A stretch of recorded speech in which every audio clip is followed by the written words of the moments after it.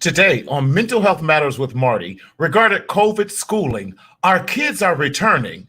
Are you ready? Stay tuned.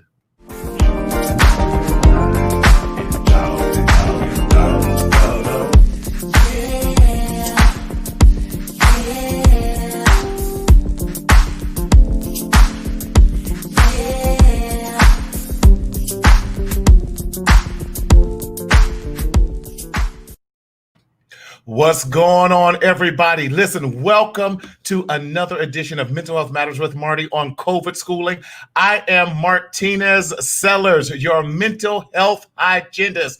And listen, how's everyone doing? Listen, like and share, get people on here. We were off on a little bit of a hiatus last week. We'll bring on the culprit for that one. But no, we are so glad to see you. Listen, we are still in the midst of this pandemic. And if you are like me, we're tired of it, but we're still in this together. We can't let up right now, y'all, because we still have to remain vigilant about what's going on, especially as it's pertaining to our kids, our educators, and everything that deals with that. So hats off to the kids.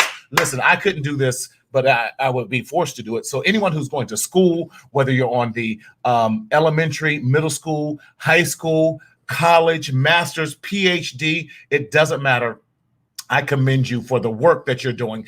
And we cannot forget the educators. Shout out to all the educators out there who are doing the best you can in the midst of this. But more importantly, shout out to the parents. Come on, who's got to do this day in and day out. We appreciate you, parents. Listen, don't give up. Don't give in. So we want you to just keep pressing. Listen, I know what it's like. You know, keep encouraged, stay encouraged. We're not expecting you to be educators, but just to be the support. So if you've been joining us for this past couple months, you notice we've been trying to get relevant information out there. Listen, like and share this video with everyone. So our regular disclaimer is this. This show is intended for educational purposes only, as educational tools. We are not a substitute for the CDC. Paula, so good to see you. Thank you. So, but if there is a medical emergency, a psychiatric emergency, we always ask you to hang up here with us, dial 911, or go to your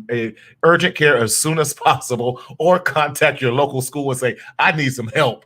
But anyway, Paula, so glad to see you. With that being said, we are so excited. Listen, like and share. Get it out there. Get out there. Get out there. Come on. We want to see you. Let us know you're out there, where you're viewing us from, so we know where you're at and everything. Well, listen, I'm coming to you live from beautiful Southern California, where the sun is always shining and the hills are still burning. Listen, we need some of that water y'all got back down there in Houston on the South and East Coast. Send it to California. We will not reject it. We're so grateful that the airs are finally clearing. Listen, last weekend and the weekend before that, we had horrible visibility and the smoke was everywhere. But we are so grateful that we can actually breathe, y'all, with and without a mask. But anyway, without any further ado, I want to bring in my co-host who's with me, our resident therapist himself, school expert. Yay, his birthday is finally over.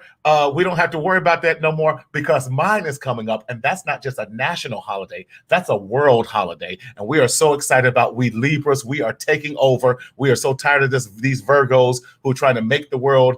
Listen, y'all need Libras to stay balanced. But without any further ado, let's bring on none other than Thomas Davis. Hey! I would just sit right here and don't say a word. Because you already know. Thomas? Virgo's rule. What's up, Marty? How you doing, sir? Are we still celebrating your birthday? No, we're just celebrating life right now. Okay, we're glad. We're glad. Just the life. We love life. We love life. Yes, What's going on in the DMV, man? What's happening? Fall weather, chilly nights, chilly mornings, all suns over here. Hey, Miss Paula, how you doing? But yes, we are good over here in the great old East Coast. We are good. We are cold at night, and we just having a good time. All right. Well, listen, hold on. I must say to you that you know, I was listening to your introduction, and you know, it's great to be back, right? It's good to be back.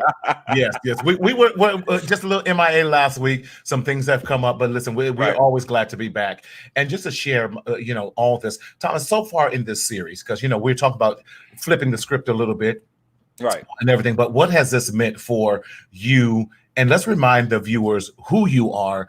Your stake in this whole game of COVID schooling and how it has played out in your profession and the students that you interact with, as well as the staff. Thank you, Marty. So again, I am just simple, plain Mr. Thomas Davis, and what I just do is I just love what I do.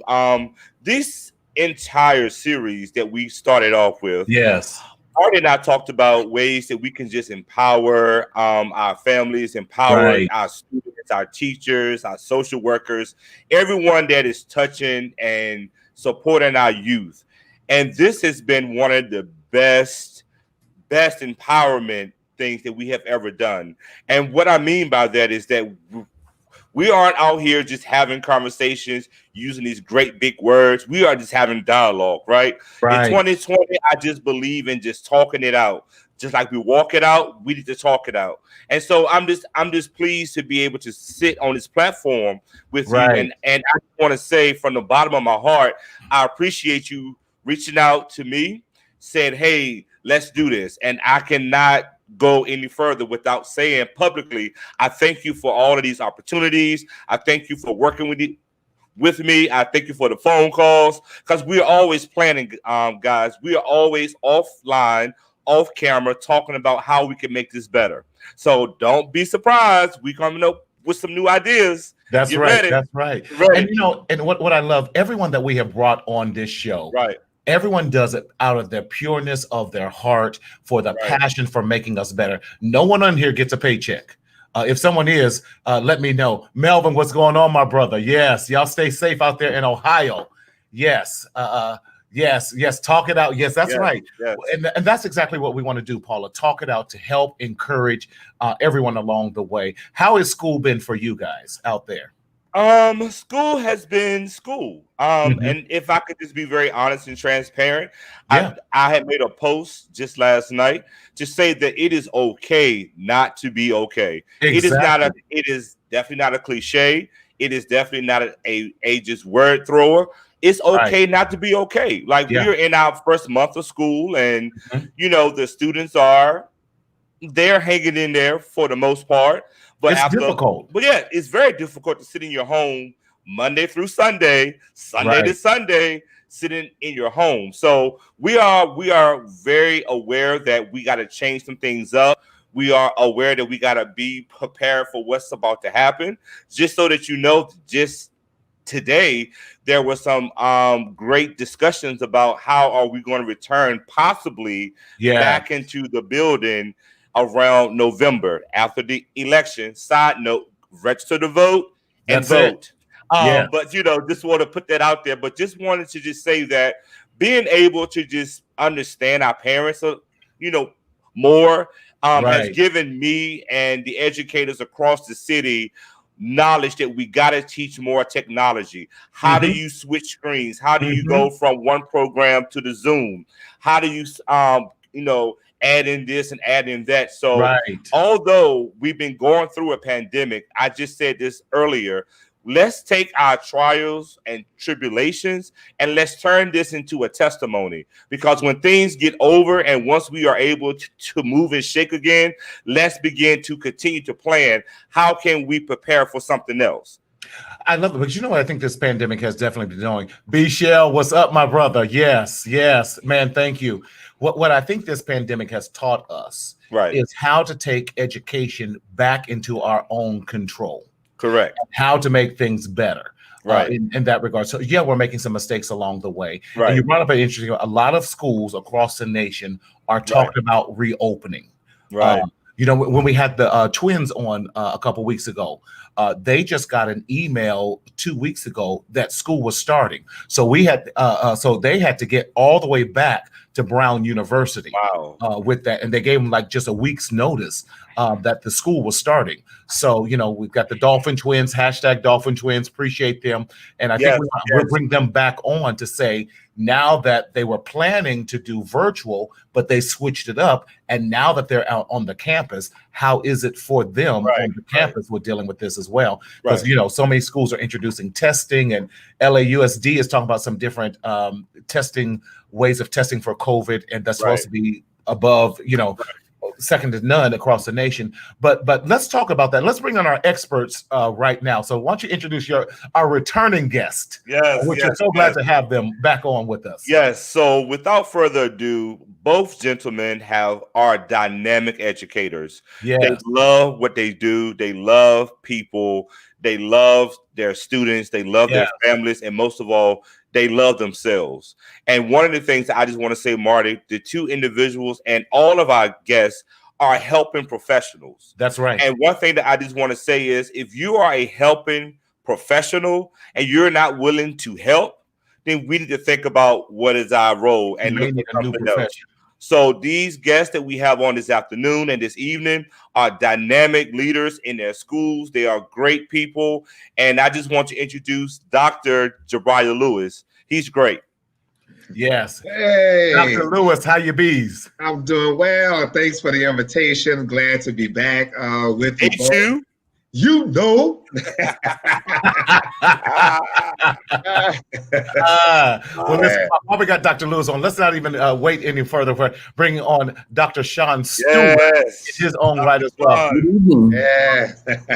Dr. Stewart, how you doing down there in Houston? We are doing good. It's just a little wet, but we all right. Just a little wet. 10 inches of water, just a little wet. Just a little wet. Just a little wet. One of the freeways was almost underwater there. Just a little water. That's what I'm saying. Just a little water. In the hospital district. Yeah, send some of that to Cali, please. You're welcome, but you got to keep the wind. That's y'all have. Yeah, you got to keep that. Yeah. I sit at the foot of the mountain, so I need a windmill because my electric bill last month was almost $400. So I'm gonna get me a windmill. Listen. When it's 120 out here, you got to stay cool the best way you can. Yes, it's you still do. hot out there? Oh yeah. This weekend they're talking about being back in the 90s, upper 90s. Ooh. Okay. Oh yeah. We won't calm down to about October, late October. And in the 80s. The 90s is considered cool in California. That's what you're saying. A little, low 90s. We got a little breeze to go along with that as well. All right. I'm not going to take it no further. We need a meeting afterwards. After this conversation. Listen, Thomas and I are so glad to have both of you back because both of you are such giants in the whole educational field. And what we wanted to discuss, this transition as many schools, hey cousin, our people are going back to school.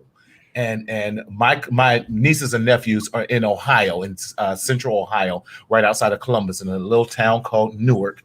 They start tomorrow, going back to in-person classroom settings and all that, and what that means. I love my sister. The rest of the family, y'all close your ears. She goes, I may not be able to see my family for a long time because I don't know the contact that those kids gonna have with those other families, and so we're gonna have to do some virtual loving because they can't come back to my house as long as they're going to school.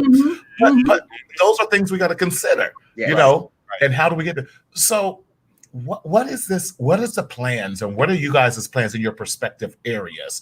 Dr. Lewis, we'll start with you, and then Dr. Shon, of re-entering the classroom. And is it anything soon, or do we have any concerns? So I know it's a loaded question, but what do we do?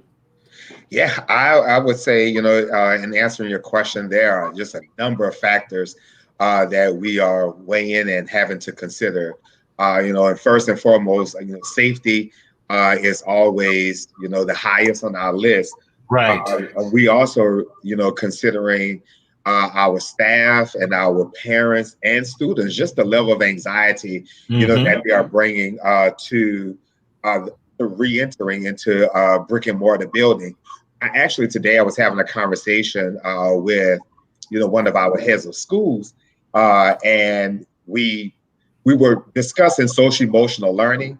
Yes. But we also recognize, and part of the definition of social emotional learning is not just for students, it's for the adults as well. Yes.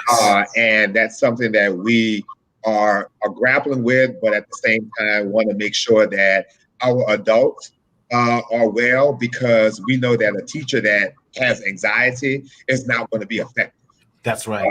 We also are being thoughtful about their families, where we are re-entering, but you have parents whose children are in school districts that are still virtual. Yeah. So like there are so many factors, that we are juggling.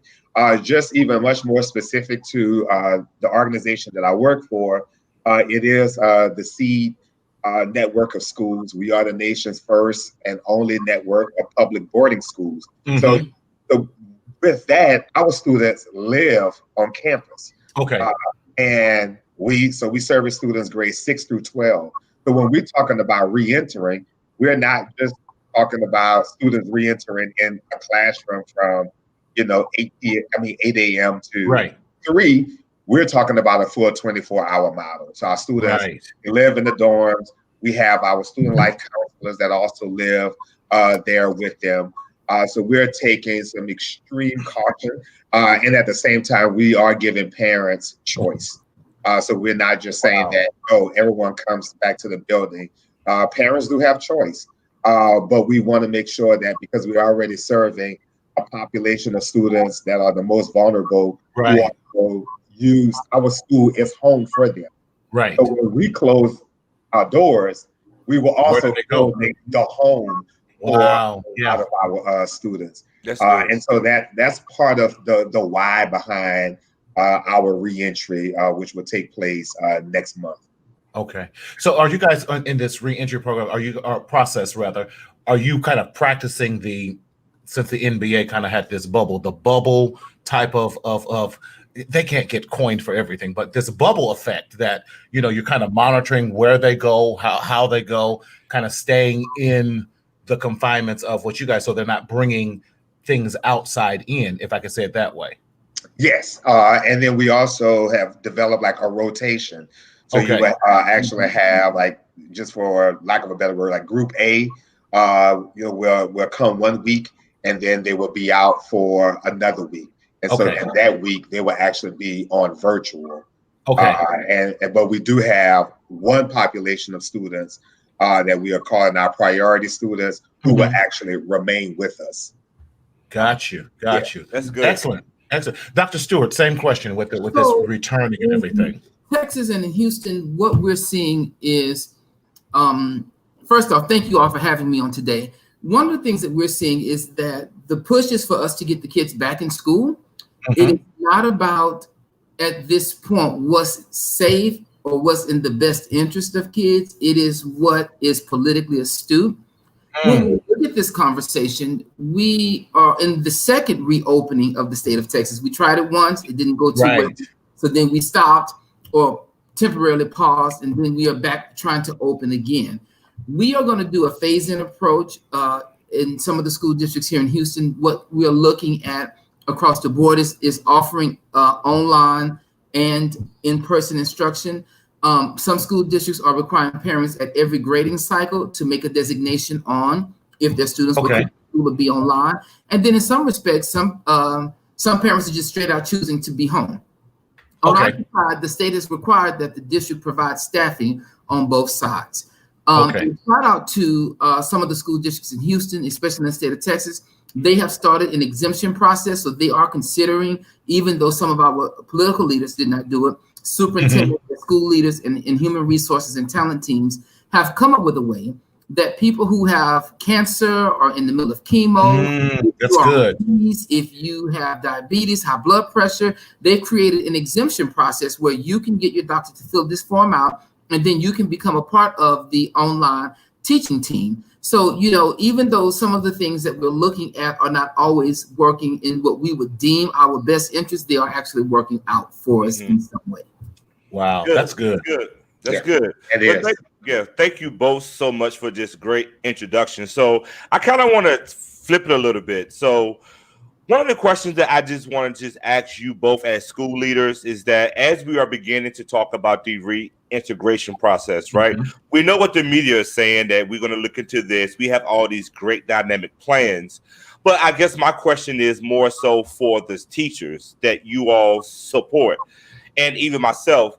I know if I was a parent and if I was a teacher at home and I'm hearing the fact that we are going to possibly return back into the school building, what do you think that we need to be doing to support our teachers, to support our staff, to say, hey, this may happen? And Mhm. because I am just thinking about it, we are about to go into the flu season. You know, they talking about this vaccine that's supposedly supposed to come out, and all of these different things that, you know, that is taking place. But how do you guys feel that we need to be preparing our staff? Because November is coming up for DC, and Right. you in Houston, this is coming up in a few weeks. So how do you think that we really need to have these conversations with our staff? Because honestly, we are all nervous, right? Because we don't know, and this is a disclaimer. I am not saying that a parent or a child or a staff person may have COVID, but what I'm saying is when we all assemble together, that is going to bring up upon us some feelings of being nervous, stressed out, Well, sure. even more. So Mhm. how can we just get our staff people ready for what's about to happen? Mhm. Go ahead, Dr. Shon. So one of the things that we're doing, we are bringing the teachers in so that we can actually normalize and actually agree on what safety protocols will look like. The That's good. team have been working on entry Mhm. into the building, and so most of the school year, teachers can come in whichever way they wanted to. Now you're going to see a singular entry and exit. You're going to see that we have check-in stations for teachers and staff and students. Good. The arrival process will be different. And so we are putting in every safety precaution that we can using the CDC guidelines as a Mhm. blueprint, but that is not the end all be all. That is the floor. The Right. erection of the process is left up to the local education agency. And so they have to build out how they will protect their teachers and students and staff.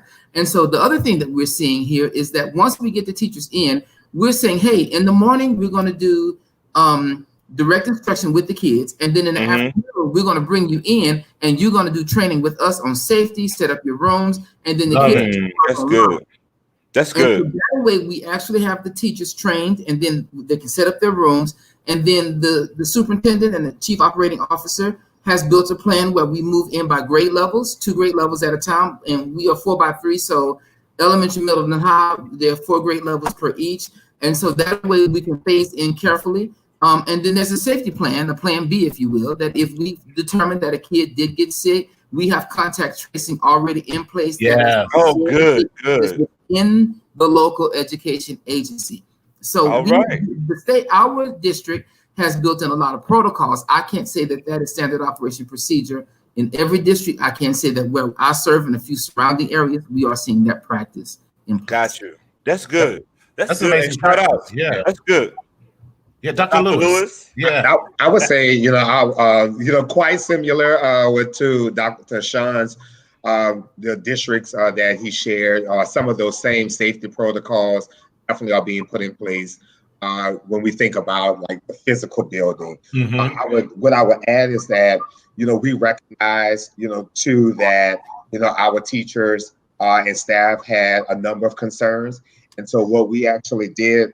What sometimes does not happen is that when we are developing those plans, we usually leave those persons out of the conversations to develop these new That's policies. good. And so we actually provided that agency and advocacy for our teachers Mhm. and actually had them at the table when we were developing those protocols. Because, oftentimes, after a few years of being out of the classroom, there are blind spots, that we actually have, and we're like, oh my God, I didn't think about that. Right. Right. And so the teachers have been very helpful, in helping us to draft and craft our plan.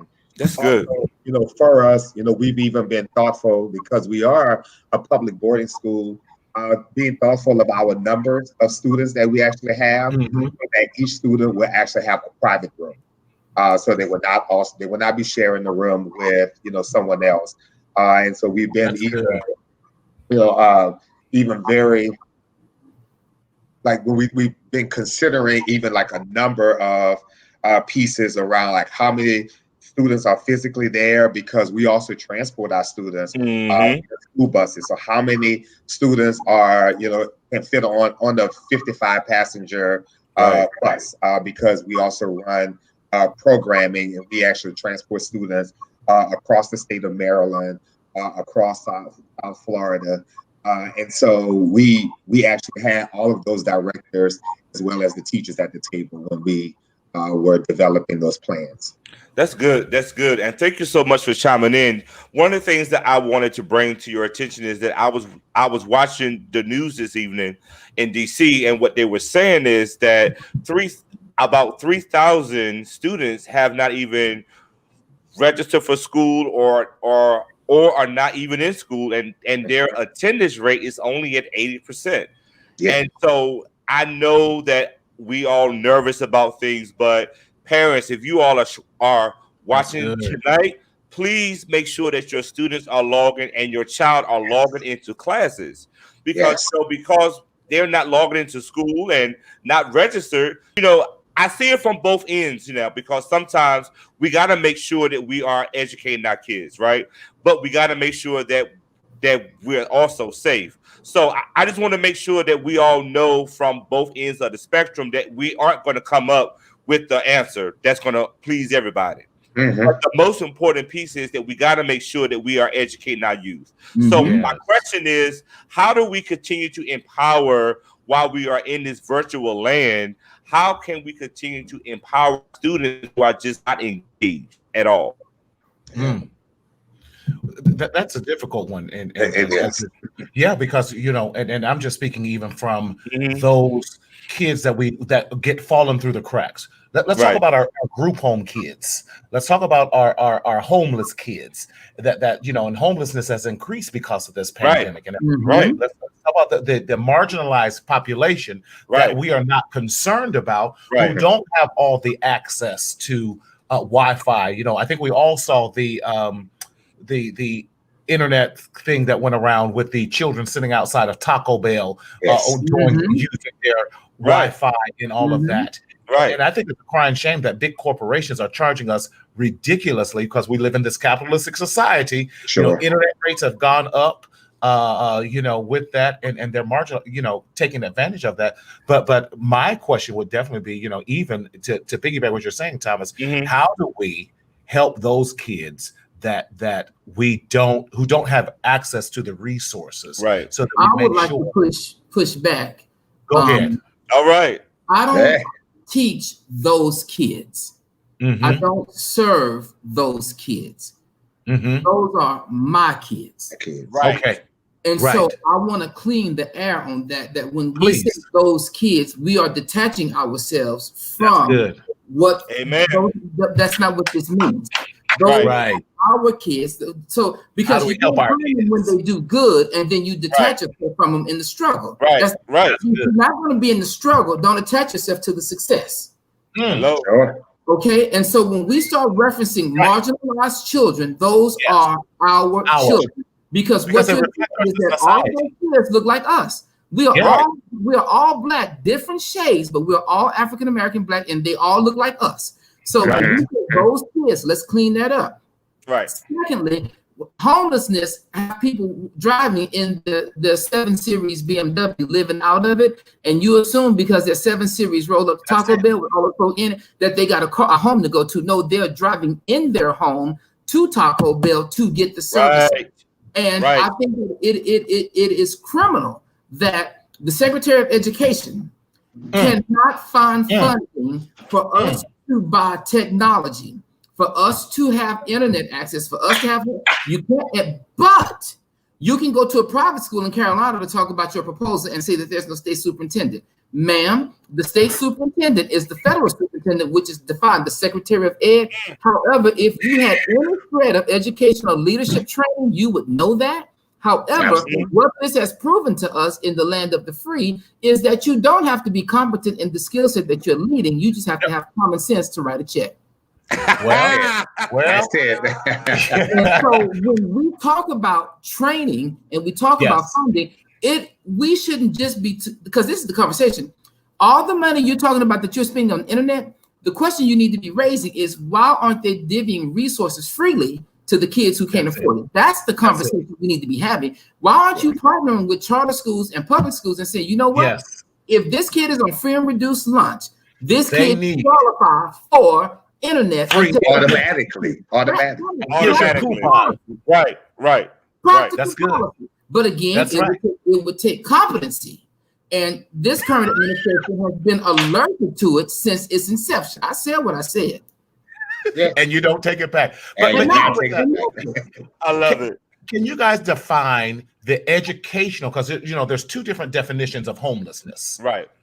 I know definitely that out here in California. Can you define the educational definition when we're talking about education of homelessness? Right. What that means? Veto. We're looking at, once again, the McKinney veto. Yeah, exactly. Define that for us. That defines it across the nation. Yes. Because in schools, it sets the standard. And so that is the federal standard in Title I. And then the school district has to write, the state tells the school district how to comply with that. And the district has to write policy to support it. And so that is the definition. So if you're homeless, if you can prove you've been evicted, if you're living in a shelter, those things qualify as you being homeless. And then that turns on a different stream of income for the school district and the local campus to provide support to that particular student, which means we can run a bus to pick that kid up from the shelter and bring them to school. We can have access to extra food, backpack, buddy backpacks with the food in it. It gets a whole bunch of other resources that the traditional budget doesn't have, because we have that designation. And there is a criteria that we have to meet to get to that designation. But once it's there, you got it. It's there. Right. And I think that's what a lot of us don't understand. Go ahead, Dr. Lewis. You were going to add to it. No, I just wanted to actually build on Dr. Shon's statement, and also give a nice shout out, to DC. Even though DC is not a state, it also has to operate, as a state agency. We're not a state yet. But it's definitely coming. And when I say give them a shout out, is that in what Dr. Shon described around, here are these supports that we can put in place for students who actually qualify, on the definition that McKinney Vento states is homeless. DC also added some additional funding. It's called at-risk funding, and so it's for families, for students that are placed at risk, and so that. The schools also have, some guidance, but it is discretionary money that you can use for the population of students, who are homeless. If families fall at or below the poverty line, any of our families who are receiving any types of support or subsidies from the state or the county, that we actually can provide laptops, hotspots, where we actually have also used the funds to give parents the Metro Pass, so that they can actually travel back and forth to and from the school, because our students in DC, we don't have school buses. Right. Students actually have to ride the Metro bus or take the train. Right. However, it is covered, like the mayor's budget. All students ride for free. But what we were thoughtful of is that a parent, if they're not going to put their 5-year-old on the bus by themselves, and so the parents would say, "Well, hey, how am I going to get my child to and from school?" So we are also able to use that funding to even provide parents with a Metro card, so they actually have that transportation. That's beautiful, because so many of us don't understand that legal definition of homelessness with that, because if you're living with another family, and so that you're considered homeless, and that opens up a whole nother door, like you were saying, of opportunities. And we have to open up our mouths and not be so ashamed, and set our pride aside to make sure our kids get the necessary education that they deserve and that is afforded to them. Yeah, because there's money there for it. We just gotta speak out. But you know, pride always stops people from moving forward, fam. You know, pride will stop a man from asking for help, because if he's asking for help, the assumption is he's weak. But let me push it back, Dr. Shon, on that. Even if we do have pride, right? What happens when I walk into your office and I say, Dr. Shon, I don't have any money, I'm homeless, I don't have nothing, and you look at me like, okay, so what do you want me to do? Well, as a parent that's in your office. Right. So, and I've had that happen. And so then that's when you close the door and you go sit next to the person and you humanize the experience. That's it. There you go. There you go. You have to remember that the other side of that desk is a human. And so humans come with human issues. And so your title does not detach you from the human experience. We have to have, if you can't lead in empathy, you should not be in any level of public service. That's right.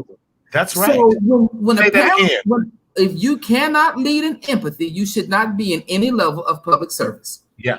I'm going to type that in the comment section. Yes, okay. And I'm pointing to that house down the street from where you live. So anyway. I don't know what you're talking about. Absolutely. Because we know the address. Right. You have to remember that when parents trust you with their truth, they trust you with being vulnerable. And when a person is vulnerable with you, you have to treat that as a sacred moment, and you have to help them navigate the process. And if they come to you, that means people call consistency. If there is an issue, they don't call you, they call what you are consistent at. It just so happens it's attached to you. So when people call you, the reason your nerves get frazzled is because people bring you the same issue. It comes with a different face, but that's because they know you consistently deal with the issue with success. People call consistency. And so when parents trust you with their truth, because this is what nobody's talking about. The best thing a parent has to offer is the child they produced. Absolutely. And so when they trust you with their child, you know, I say this very passionately. When I worked in Spring ISD, my principal was Donna Ulrich, and we had a murder to take place on the campus, on the school. Oh, wow. And the one thing that my principal said when in the middle of her talking about it, she says, parents expect me to send their children home the same way they send them to me. That's right. That's right. I have failed in my duty, but we won't fail again. And so to that extent, I lead with this very thing. We have a responsibility to send staff and students home the same way they came to us. That's right. Preach. Yes. That's right. And to the extent we can't do that, then you shouldn't sit behind the desk. No. And I love it because that leads way to, even if they came to school COVID free, the expectation is that they will leave school COVID free as well, so that they not only won't infect themselves or get but that they won't take it home to someone else in their families. And let's be Marty, real. you know, one of the things that's happening is our Hispanic families live multi-generational in one home. Right. There we go. We know about Black families, and we don't want to talk about it. Yeah, we don't. We got a lot of them too. And auntie that's 80 and 60 in the house tired.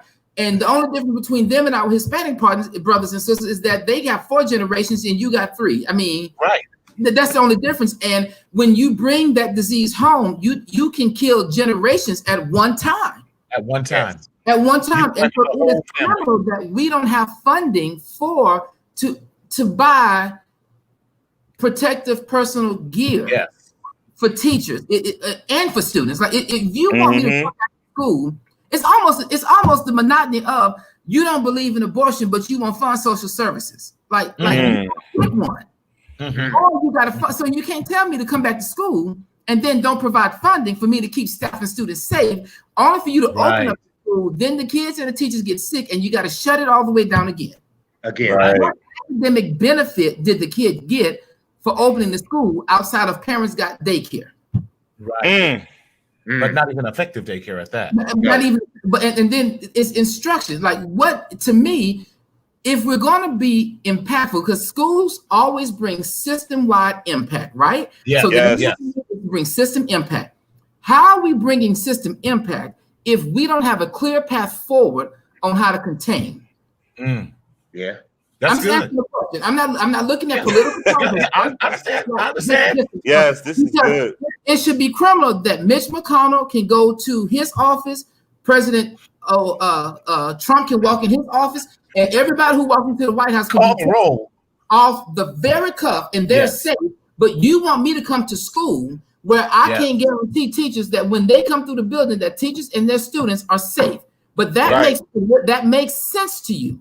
Right. Right. That's not practical. Yeah, it's forcing us, and that's why I said this pandemic, as much as we complain about 2020, 2020 has been the rip the Band-Aid off, show all the cockroaches and everything else when you turn the lights on. Hey, and see, they're not running no more. They're not running. The cockroaches. No, they're not. They're standing in it. They're here. Yeah, but and that's what we kind of wanted this show to be about, to help our parents and even help educators. So I don't want to leave them out as well. Right. How to empower yourself in what seems like a empowerless situation, right? And to help shift and change our mindset, because education is always back in the hold in the hands of the parents, and how much the parents push. Right. You push the administration, you push the teacher, you push our children. Right. That marginalized conversation is something we need to look at, and we need to look at. So I'm gonna push the envelope. I'm gonna push the table. Go ahead. Talking about special education, 504, and ESL, and we need to start talking about what rights do parents have in that conversation. That's good. Now, because go ahead. And if I may add, instead of handing them what their rights are, summarize to the parents what their rights are, because sometimes people may not understand what is in black and white. If I may add that piece too, sir. Yes, because when we start talking about the parents' rights to the IEP process, the procedural safeguards, that's another sheet of paper that they not finna read, and they trust us to tell them the truth, right? Yes. But we haven't. We haven't told them the truth. We've lied behind it. Yeah, and we don't want to tell them the truth. Right. We don't. Yeah. Why? We don't. Why? Because it's going to show our inadequacies. Now, I'm not even in education any longer, but because the IEP and the 504 holds the administration accountable to produce and provide the services that they said they were going to. And if we held them accountable, we would figure out that most of them are not doing it because it's based upon this and not this. Yeah. Well, and I think to push it a little further is that funding starts on the federal level. But however, if we look at the conversation that's being had, if you're not in school, we won't fund you. Right. That was the declaration from the White House, that if you don't get in school, then we're not going to fund you. So now you have to get in school, because if you go past October, if you make it through October and you're not in school, you're in trouble financially. Just put Let's that look at this comment here. Absolutely. Dr. Lewis addressed this as the pandemic also reveals how weak and unprepared our educational model is. Yes. What do you have to say to that? I would say that is 100%, true. In that, I think I even shared at the last discussion that we had, that when COVID happened, I mean, you saw individuals who's supposed to be the best and the brightest scrambling to actually figure out what we were going to do.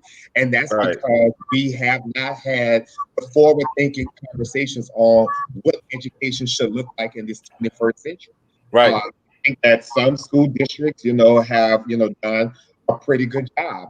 I'm actually going to shout out one, Dr. Dallas Dance. He was the superintendent in Baltimore County. He actually, in his 4 years, ensured that every school in Baltimore County, all 200, actually, increased their bandwidth to support. Wow. That's good. That all students actually were going to get foreign language, and it can be used through various platforms that was, both like blended learning, that it could be done in person and it also can be done virtually. And so when this pandemic happened, that was an easy pivot, for leaders who said, let's actually reimagine and redefine what Yes. education should look like. Yes. And now that the pandemic has forced us to do it. However, now that, because that is the case for most of our school districts, I really want to push us in this moment for us to not go back to the same model that we've had over the 100 of years. Like, Yes. I mean, we have to do something different. And I think in our doing something different that we can really begin to push and deliver on the promises of quality education in quality American public education. Dr. Lewis, you are great. You are great. You are great. And I have a question, and it's burning me.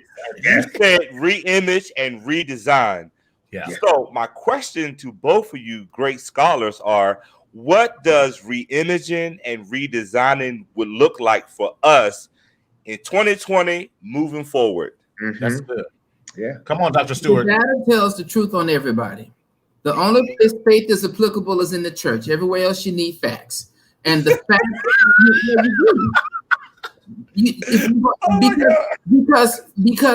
because and I'll go a little further. Your feelings are exactly that. They're your feelings. Right. Yeah, they're yours. And so you are responsible for those. But if you want to bring funding to a table, you got to bring facts to the table. That's and right. we know that ASCD has done a lot of research on how schools should be ran, especially in the rural area, because that's where a lot of the great depravity is in the rural areas, and they have done great research on it. Yes. However, what has happened is we won't fund, once the research has been done, we won't fund implementation because that will require us to change the model. Yes. And so if we're going to reimage, reimagine, we have to first get to the table, and I'm a push. The reads don't work no more. Reimagine. We need to bring the new. The new. Hello. Because we've already reimagined. The reimagining. Wait. The reads don't work anymore. Reimagine, refocus, refund. Redo. We've redone all of that, and we are not seeing the progress we need to see. I mean, and I'm gonna push you. It's not just progress. We have to see indicators of consistent growth. Indicators of consistent growth are the measurements that help you lead to success. And I'm saying that if we really want to see the change, the new change, get these old folk off the board, get some new people on the board, get some people on the board that's got skin in the game, that live in the areas that they want to be on the board about. If you look like, sound like it, and I'm gonna get in trouble when I say this, there are white allies who believe in Black children learning. There are. They are. And we can get them to the table. There are Asians, and you need people who believe in the growth of the community. And you need to get them to the table. And we need to get some of these folk out of the boardroom, the school board. We need to get folk in the office who believe in the growth of the area systematically and will use the science. And I know this is something that we haven't heard a lot about here lately, but believe it or not, science actually does tell the truth. Yes, it does. It does. But you're gonna have the right researchers doing the science too. It does. Yes, and so then here is the thing. So then I'm gonna get y'all. They're gonna tag me, but it's okay. Dr. Fauci is the right researcher.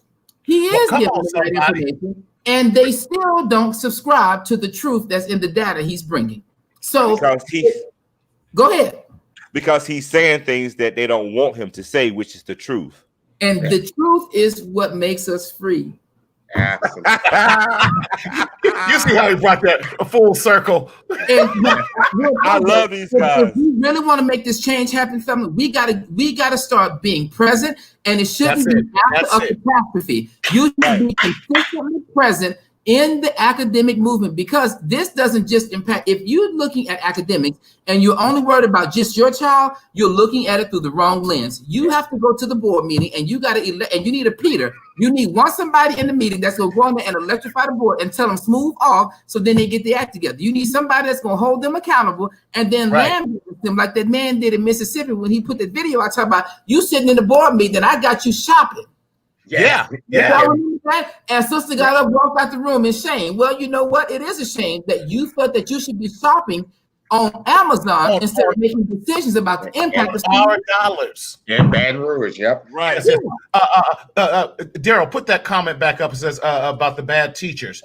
With that, listen, it says, and get some of these bad teachers that should be working in an automotive plant out of the classroom. One bad teacher can spoil a building. True. Wow. Yeah. But no, I wouldn't put them in the automotive plant because then you want me to drive that car. That ain't safe. You know what? All right. You telling me they can follow instructions in the building? You want me to?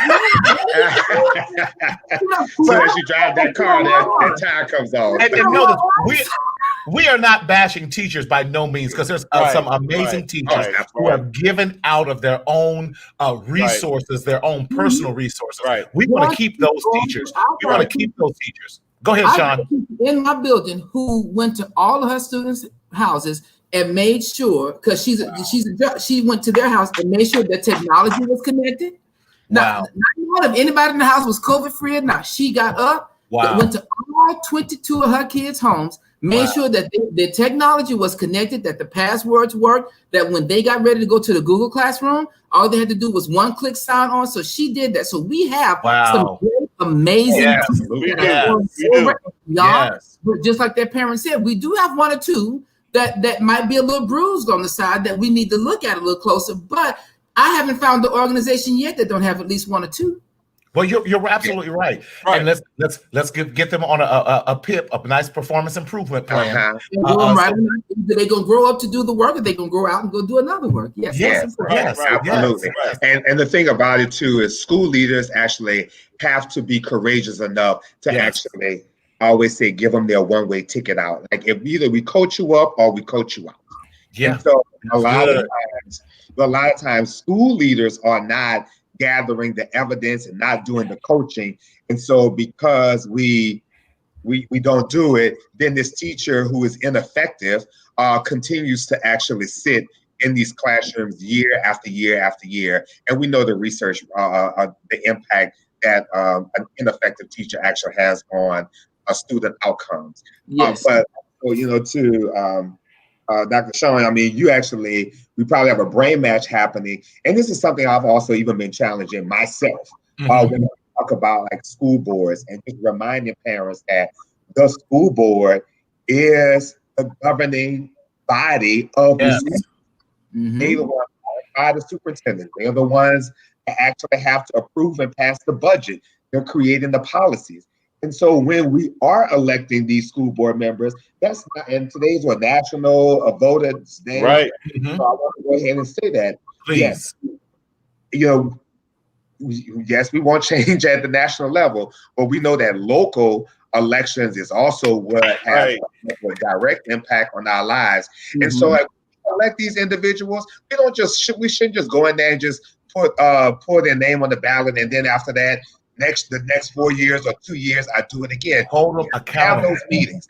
I remember my mom, she would be on the phone with the school board, with the members. And of course, I'm from a smaller, town where you can just pick up the phone. But if you are in a larger district, you need to find out who your school board representative, and actually have a meeting and share what your experience has been, what are the great aspects of the school district, but then how the school system can better serve our students. And we just have to remind our parents, we have to remind our community members that's how you also can make impact, within education. And if you're going to point to a problem, if you're going to point to one problem, you should at least bring two solutions. I love that. Even if the solutions are far-fetched, bring something. It's kind of like you got to throw a dog a bone. You got to at least give us. If you tell me this is an issue, and I'm with you, Jubria, we've got to coach up and we've got to coach out, and that includes all the way up and down the spectrum. We have to work it, and we have to be able to say if this is an issue. If good instruction, when I was in middle school, I went to the middle school. We had a lady named Mrs. Marianne Ridley. When I started there, she was on year 42 of teaching. And she walked by, and y'all, she was every bit of 5'5", 5'4", and she walked by with this cane. And she simply said, boy, good instruction is just good instruction, no matter what the content. That's good. Yeah, good instruction is just good instruction. Good instruction. And so even to parents, you don't have to be a teacher to know good instruction. Instruction. Hello. You don't have to know that. Hello. Just like you don't have to be a lawyer to know when someone is lying to you about policy. Yes. That's good. This is I good. can't believe Thomas. We done. No, we're not. Yeah, we're at our hour. We just got started. I know it's getting good, but I love that what you're saying. We have a responsibility to not only, I love that, coach and teach up, but we need to coach and teach out. But we as parents have a responsibility of holding accountability. Couple quick comments, and we're going to give everyone's comment contact information again. Put up, I was Tia Locke Simmons, what she had said. Leave that one there too. Says, I'm pro-union, but a union need a parent-child survey. I love that performance criteria that teachers must couple with times sensitive work evaluations by a school administration. Thank you for that one. With it, yes, I love this one. Leaders have a moral and professional obligation to hire and coach students for success, even if it's their career, even if it's a career coaching, talent change coaching. Thank you, and Reed. That's at public school education. Everyone can't say no. I'm only cloud. Everyone can't say. But listen. Now, Marty, let me tell you that one right there. You need to get her. She was an executive principal of a high school, and she led from failure to distinction. She is a brain when it comes to educational leadership and thinking, and she's a Harvard scholar. Right. Come on, Harvard. Yeah, she is a brain, and I've had a chance to work with her. She is. If you get a chance, you need to bring her to the table, because the way that she materializes information and the way that she synthesizes is out of the box. It's out of the box. That's out of the box. I must say, yeah, even in her comments, I'm like, yes, spot on. We are in out of the box times, so we have to have out of the box thinking in this. With this, because we cannot, like Jubria was saying, well, I'm calling you everything but your name, because I get excited. We cannot continue to go back to the same old way of doing things. Exactly. We cannot be stuck in this 1940s model of education. Exactly. Because we are in the 21st century. And if we don't change how we're doing things, we are going to definitely be left behind in that. So, Dr. Lewis, how can we contact you? You've been absolutely amazing in the future and all that. I'm just going to call you. But for the folk who got other questions, how can they get a hold of you? Absolutely. I can be found on Twitter at Jubria. Actually, yep, my name right there, Jubria Lewis. Also on Facebook at Jubria Lewis. And also my email address is jubria.lewis@gmail.com. I love it. You keep everything nice and simple. Nice and simple. I love it. I love it. Thank you for your contribution. You know this ain't going to be the last time. No. I'm about to find a grant to pay y'all here soon. Okay. Dr. Shon, how can we get a hold of you? I am Shon Stewart. You can, just like my name is, you can find me on Facebook, Instagram, and Twitter, and YouTube using my name just like that. I showed you my picture is there. I just didn't have hair and I wasn't gray, but you can find me right there on there for that. And then if you need me, my email is my name @gmail.com, straight out. Excellent. And Dr. Stewart, we want to wish you a happy, amazing birthday. Thank you. Yay, happy birthday. Happy birthday. I would like to put you on this, Marty. We need to bring African-American female school leaders to this conversation. Yes. Because the way that they lead and the way that we have to lead as males are completely different. Right. Different. We have a latitude that they don't, and I think that is something you need to hear. And so, just as another conversation moving forward, I really do believe it would be a great benefit to have some African American female school leaders, superintendents at the table to talk about what this leading through COVID looks like, because our food is different and our food is different, but for them, the fight and the push comes from a whole nother side of the table, and they need to be dealt in as equal.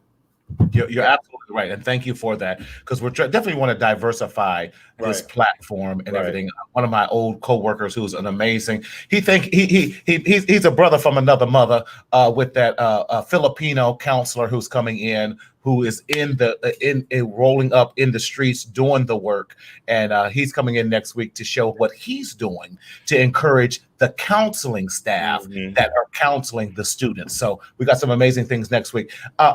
Co-host, one and only, birthday's over, Thomas. How can we stay in touch with you, my brother? First of all, I just want to say to our guests, thank you so much. Like, you always never surprises us. You are always on it. You are always here, and you bring great energy. And most of all, you are helping us as the professionals. So I just want to say that you all have poured in me tonight. You guys have empowered me to keep doing what I'm doing. And I just want to say thank you so much. You can reach me on Facebook, which is Thomas Davis. You can reach me on my YouTube channel, which is listed here. You can follow me on Facebook, which is Limitless Possibilities. And just follow all of us. So just thank you so much. You know, I gotta give you a hard time. You always do. You always do. Listen, we are so glad that you guys have joined us again. Thank you both for making this an enriching conversation that we could not have without you. Everyone's wishing you happy birthday, Dr. Shon. Ken, there's Ken. What's up, Ken? Shut up! Yes. But as always, you could have chosen any platform to watch, and we are so grateful that you chose Mental Health Matters with Marty in this COVID season. And again, my name is Martina Sellers, your mental health hygienist. You can reach me at a variety of platforms. So I'm going to wait for you, Daryl, to put them up, and I'll say it first on my website at mentalhealthmarty.com, and we have merchandise on there. On Facebook at Mental Health Matters with Marty, and on YouTube, Martinez Sellers. But we also have a podcast I would love for you to listen to with that as well. Mental Health Matters with Marty, and we are on every podcast platform there is out there, even on the new